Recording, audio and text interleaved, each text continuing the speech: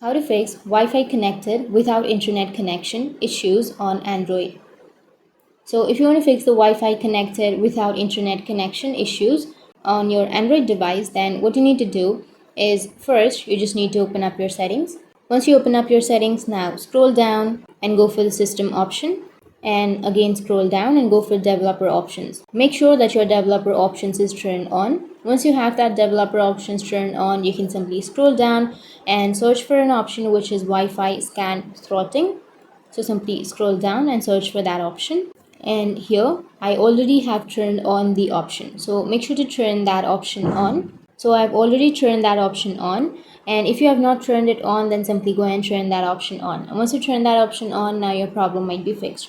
But if that still doesn't fix your problem, then what you need to do is you just need to simply go for your Wi-Fi, tap on your Wi-Fi, go for more Wi-Fi settings.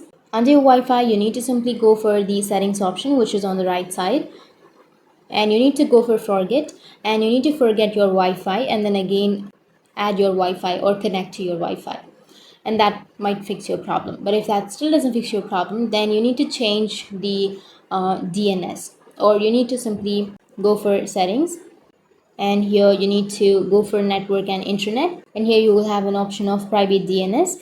You need to simply go for private DNS private DNS provider host name, and then you need to enter a host name and then tap on save. And once you've saved your DNS, you need to simply turn that on and your problem might be fixed. But if that still doesn't fix your problem, then you need to simply choose a VPN. You need to connect to your VPN service, and you can try connecting to your Wi-Fi and your problem might be fixed. But if that still doesn't fix your problem, then you need to check your router. You need to simply toggle the switch on and off of your router, and then your problem might be fixed.